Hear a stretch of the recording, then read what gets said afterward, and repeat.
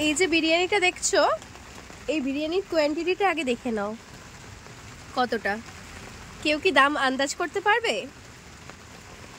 মাত্র 30 টাকা। কোথায়? এইটা হলো বালিতে। এই যে লাল কাপড়ে জড়িয়ে রেখেছে বিরিয়ানির হাঁড়ি। একবার বিরিয়ানিটা দেখাই, তারপর বিরিয়ানি যে তৈরি করেছে তাকেও দেখাবো, দেখে নাও। আর সত্যি আমি মানে অলরেডি 1 প্লেট হয়ে গেছে খাওয়া, আর ওটা আরেকটা প্লেট।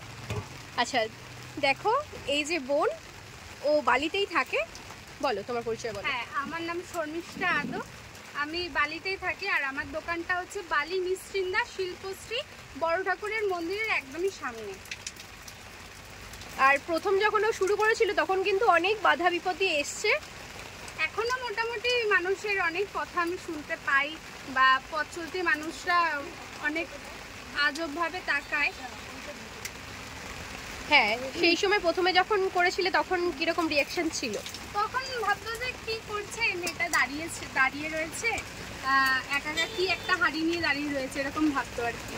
তারপরে যখন আস্তে আস্তে মানুষ জানতে শুরু করলো, বা আমার বিরিয়ানির কোয়ালিটিটা দেখে মানে দেখলো বা খেলো, বুঝতে পারলো যে কি দিচ্ছি, 30 টাকায় কি দিচ্ছি, তখন অনেক, এখন মোটামুটি অনেক হাঁড়ি, আমার 2 হাঁড়ি মতো যায়। আগে একটা হাঁড়ি করতাম হয়তো 3-4 কেজি করতাম, এখন আমি মোটামুটি 10 কেজি এরকম করি।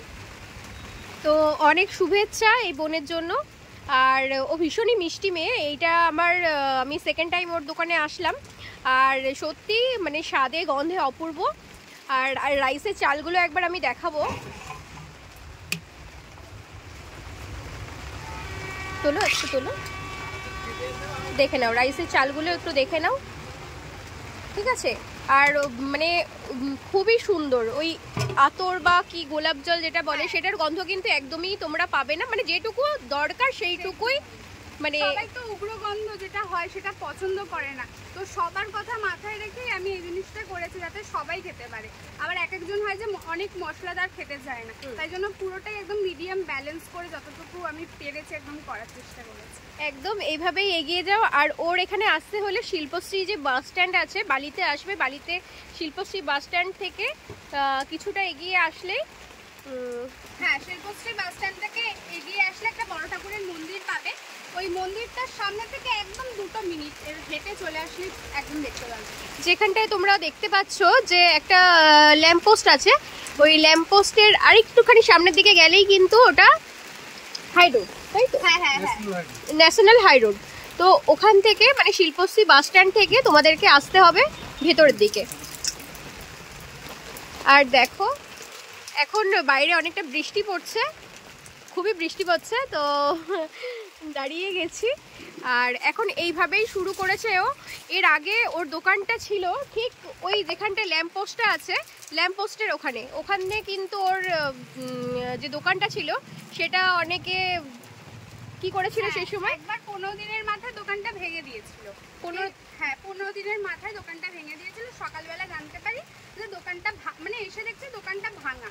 আমরা রীতিমতো পুলিশের কাছে গেছি যে সামনে ওটা সিসিটিভি ক্যামেরা রয়েছে, তাহলে এটা ফুটেজটা পাবো না, সেটা ভেবে আমরা গেছিলাম।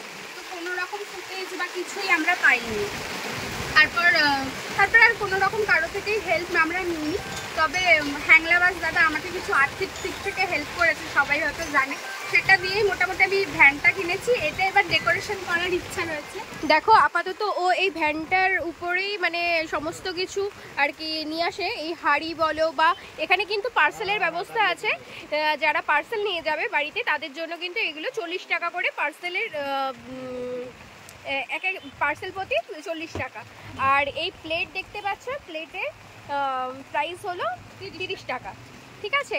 আর অবশ্যই ওকে কন্ট্যাক্ট করে এসো। তোমার নাম্বার কি তুমি বলতে চাও? হ্যাঁ হ্যাঁ, আমি বলতে চাই 6289854264।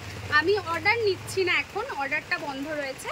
আমি যাদের যত প্যাকেট লাগবে আমার দোকানে এসে নিয়ে যেতে পারে। আর ওর কিন্তু আজকে বৃষ্টি হচ্ছে বলে এখনো মনে হয় 8টা বেজে গেছে। কিন্তু আমরা যখনই আসি, মানে এর আগে এসেছি কিন্তু হয়তো এরকম হয়েছে আমি বুঝতে পারিনি, খাবার পাইনি, চলে গেছি।